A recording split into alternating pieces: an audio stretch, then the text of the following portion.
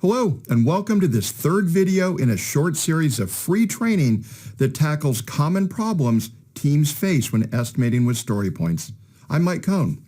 So far in video 1, we looked at how to overcome that natural but flawed inclination people have to link story points to a unit at time. In video 2, I shared 4 ways that you can try to stop both team members and stakeholders from getting stuck in the pursuit of perfect estimates. And in this final session, I'm going to show you how to manage one of the most difficult aspects of estimating with story points, dealing with people. I'm not saying people are bad or that your team members are terrible. I'll bet you work with some awesome people. But people can definitely make estimating difficult. At its essence, estimating is a human activity. No matter how carefully we define story points, no matter how clearly defined product backlog items are, the estimates a team produces are still going to be influenced by whatever biases, backgrounds, and opinions individual estimators bring with them. If a team member got in trouble years ago for providing a bad estimate, that person may be reluctant to estimate at all now. If someone else views her role as just a tester or just a programmer, just a DBA or just an anything, she may feel that she's only capable of estimating that part of the work rather than the full product backlog item as we'd like. Each of your team members is the sum of their past experiences estimating. And when leading them through estimating sessions, you will need to coach each person beyond those past experiences that get in the way of providing a good estimate. I want to share a couple of stories of teams that had to overcome challenges related to the people on the team. Robin was a scrum master at a large game studio. He was the organization's agile champion and the one who brought the initial agile ideas into the company. He was working as a mentor to many agile teams, coaching them in the agile adoption. The teams were working on what is called a AAA game.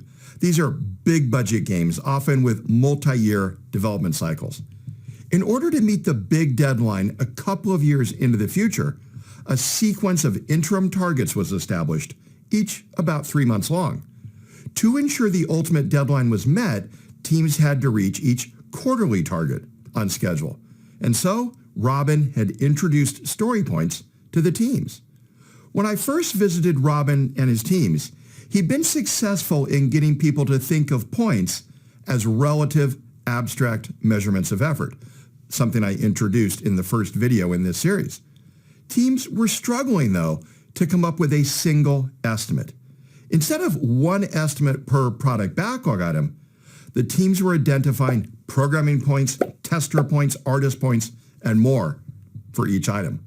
Presumably, the total effort was the sum of these individual estimates, but there had been no effort to standardize one point across each discipline, so even that wasn't true. This was creating problems for Robin's teams. First, it was taking longer to estimate because each item was given 5 separate estimates. Second, those estimates were, I believe, not as good overall. In part, this was because there were fewer people considering any individual estimate. That left each estimate more prone to the biases or errors of the estimators. And it reduced the opportunities for anyone to suggest another, faster way to achieve an overall goal. And third, it was creating more work for scrum masters who were trying to monitor whether their teams were on track. With the approach being used, a scrum master had to look at each of 5 disciplines and verify that each of the 5 was on track. More estimates, more work. When you approach estimates in this way, you can understand why some people feel estimates waste time at the expense of building something. Estimating this way is a waste of time. Monica was a scrum master in a different organization who worked with one team. Her team did a lot of maintenance work on a dozen or so different applications. Members of her team got a good introduction to many of the company's products. This meant that Monica's team served as a boot camp for new developers. When new developers were hired, they often started on Monica's team. After a month or two, the developer would move to a different team for the longer term. This was working well for onboarding new employees. Each got a sense of the company's different products. Each new hire also got indoctrinated in the company's tailored approach to Agile, since Monica had done a good job putting Agile practices in place and continually improving through the suggestions and work of her ever-changing team. However, this approach also presented challenges, including when estimating. With a continually evolving team, there was always someone new on the team who was new to the relative and abstract nature of estimating with story points. Or there could be someone who didn't know what a 2-point item looked like, or worse, would argue with team members about an estimate because of how a 2 was defined on the person's prior team at another company. Because Monica was constantly managing new and different people, she was challenged by a lack of consistency among team members, and this did make estimating harder. The problem Robin and Monica had was that they were managing individual perspectives rather than hearing the collective voice of the team. Robin's team members were so focused on their own discipline, they just couldn't imagine why they should produce an estimate for anything other than their own work. Monica's team members would arrive with preconceived notions about estimating based on past experience, including past experience at different companies. Or they were coming to Monica with no knowledge about how to estimate at all. What makes problems like these even more challenging is that it's not always obvious. Someone might admit they're new to estimating, but someone else might never share the assumptions or bad estimating experiences that may affect their judgment. Each time someone walks into a meeting to estimate story points, they're bringing baggage, but you can't always see what that baggage is. Fortunately, you don't have to be a mind reader or clinical psychologist to unpack estimating baggage. What you do need are some strong practices to make sure that you don't have team members estimating based on individual biases instead of estimating as a team. I'm going to share with you 5 common problems that often cause this to happen and show what you can do to bring the team together, getting everyone on the same page when estimating, no matter what their individual backgrounds or perspectives may be. The first problem I want to look at is team members who feel they can't estimate outside their own discipline. This is the problem Robin was experiencing with his teams when his testers said they could only estimate the testing effort. Their suggestion was to carve out separate types of points. Let's see why this is both unnecessary and a bad idea. First, let me start by saying that the testers at Robin's company had a point. They will absolutely be most accurate when estimating testing work, the type of work they do. But this doesn't mean they can't contribute to discussions about the entirety of the work. As an example, suppose my job is to frame paintings that people buy. One person buys the Mona Lisa. This person obviously has a lot of money. A second person buys this painting of a cat. I'm not a painter, I'm a framer. So I can't really estimate how long it would take to paint these 2 masterpieces. Would painting the Mona Lisa take 10 hours, 100, 1,000? I don't know. But I do know it would take longer to paint the Mona Lisa than the cat. And this is all we're looking for. As an example from testers in estimating programming work. When a tester is considering what estimate to suggest for an item, the tester can do a good job assessing their part of the job. They can then make an educated guess about the work that isn't theirs, the programming in this case. They're doing that only in relative terms. So a tester might be thinking, the testing on this is kind of a medium effort. It sounds hard to program though. I bet it's bigger than the last one we estimated. The tester then combines those thoughts into a single estimate. We want team members thinking about the full effort because the team is made up of smart people.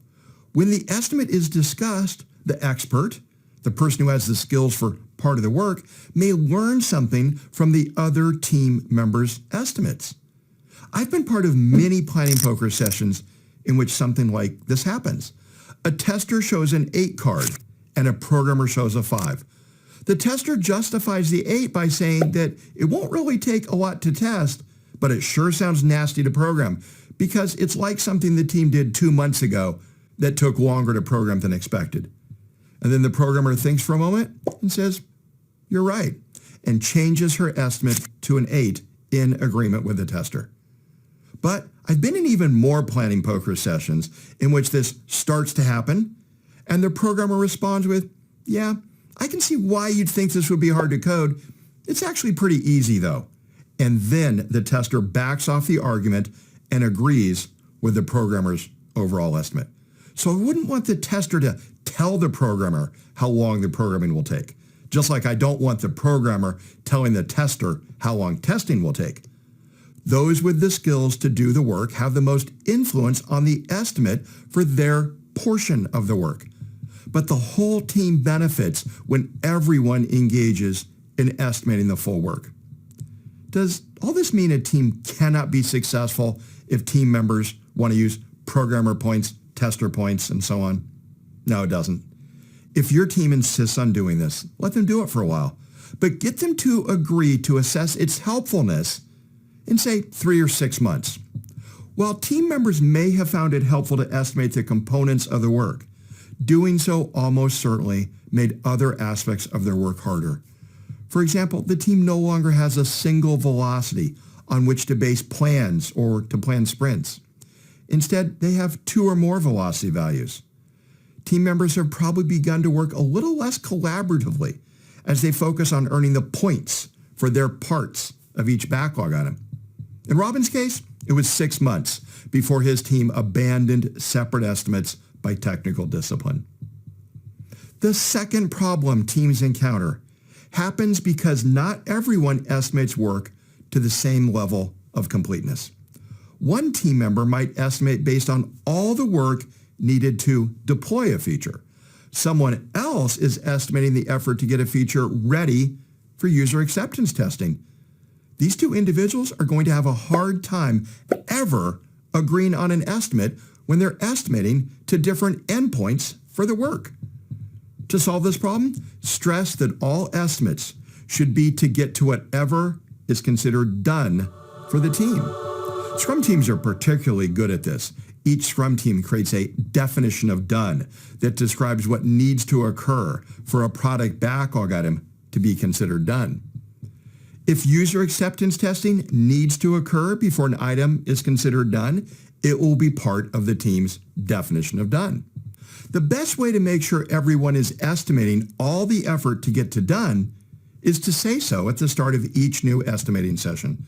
Simply remind people that they are there to estimate the effort to get each item from where it is currently to done, and then read the team's agreed upon definition of done so everyone remembers it.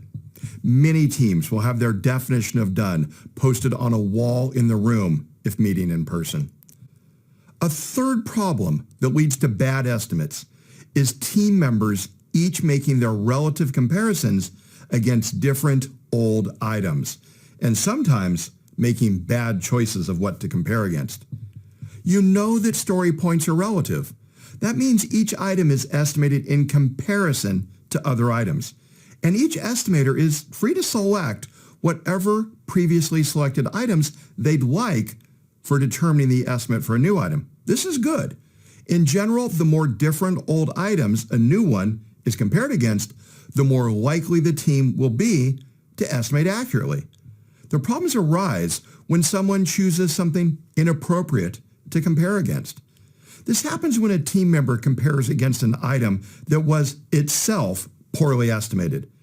For example, an item was estimated at 5 story points, but in hindsight, it should have been estimated as 8 or 3. When new comparisons are made against this old, poorly estimated item, it will lead to mistakes in the new estimate. Let's build on this example of the 5-point story that should have been estimated at 8 points. A team member is estimating a new item and decides it's about the same size as this old 5-point story. The team member then estimates the new item as 5 when it should be an 8. This same type of problem occurs when someone compares against an old item that isn't remembered well.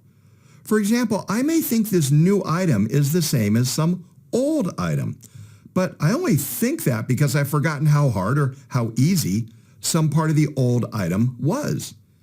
You can coach your team through this problem a couple of ways. First, discourage comparing against truly old items. I don't have a time limit in mind. Old estimates don't go bad as predictably as cartons of milk. Simply caution your team against comparisons against old items they may not remember well. They need to get real in order to make valid relative estimates. Second, start each estimating session by presenting the team with a set of good comparison items.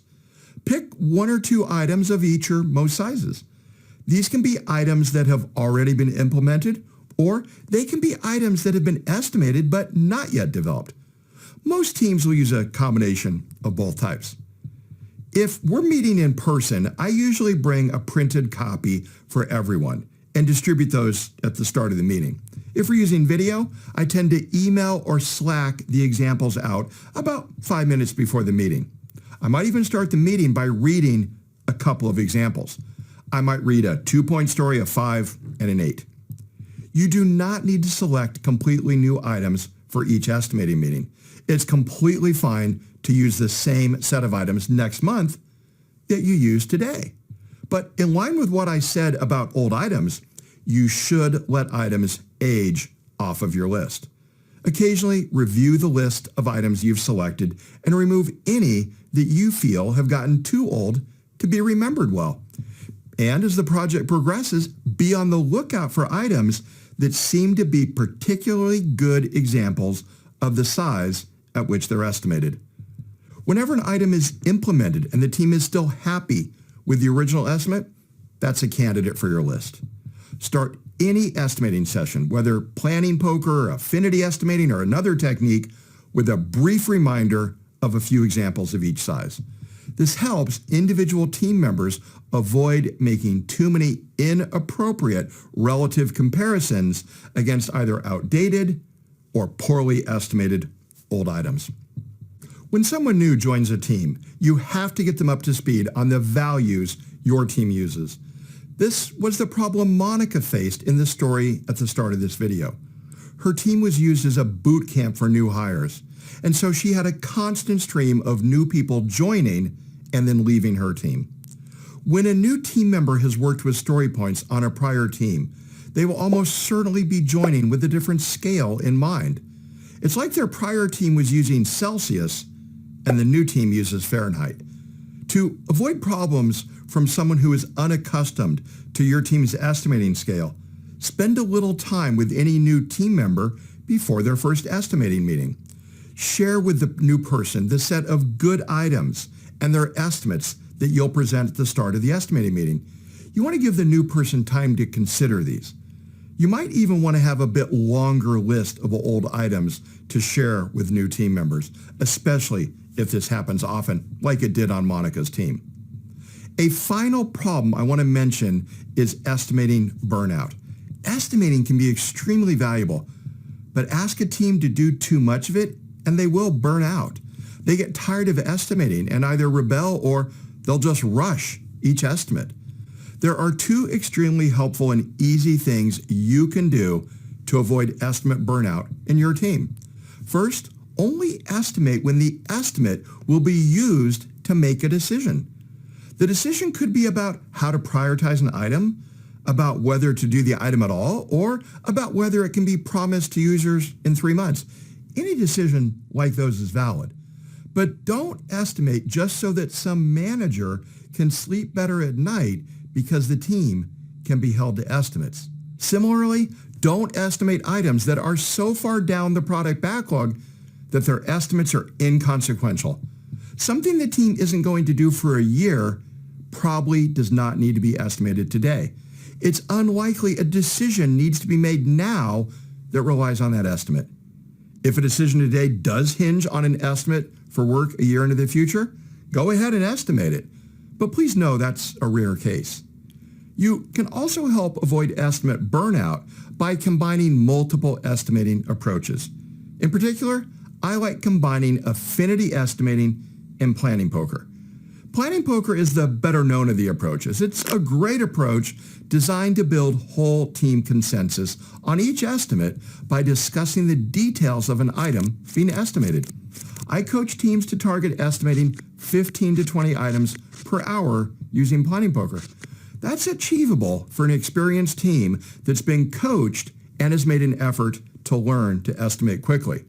But that's still slow compared to what's possible with affinity estimating. If you're not familiar with affinity estimating, it's a quick-fire way of estimating lots of items by limiting the discussion per item. Items that gain consensus quickly are estimated. Items that require more discussion are put to one side where the team can later use planning poker to estimate them. Affinity estimating can be very effective at keeping planning sessions lightweight and thereby avoiding burnout. I've worked with teams who have estimated 100 items in an hour this way. A team can usually estimate half or more of their items using affinity estimating, leaving the remainder for planning poker. This can significantly reduce the time needed to estimate the overall set of items. To recap this session, the 5 people problems you want to avoid are 1. Estimating separate points by discipline. 2. Not consistently estimating to done. 3. Not choosing good estimates to compare against. 4. Not getting new people accustomed to the baseline.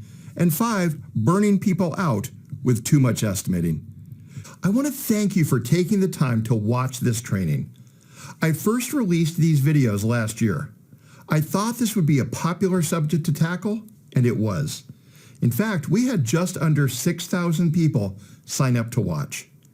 If you took the training back then, you'll remember that I also opened the doors for the first time to the complete Estimating with Story Points course. Well, we're going to be accepting new registrations again. Because this was such a popular offer, we want to make sure we can look after all our new members, which is why the course will only be available for a limited time. If you've enjoyed these 3 videos, you'll get a lot from the complete course. Keep an eye on your inbox and you'll be the first to know when the course is available. When we do open the doors, you'll be able to read a lot more information and reviews about the course. But here's what one member said. I have been a fan of Mike's teaching for years, and the latest class is among his best. If you have a team or organization that has fallen into some bad habits with story points, or if you have a team who has yet to experiment with them, then this class will empower you with the knowledge and tools to make a change for the better. I can't wait to share the course with you. In the meantime, I'd love it if you left a comment on this page and joined in the discussion. I always enjoy the insights and feedback I receive when we do training like this. I really enjoyed putting these videos together, and I hope you found them valuable.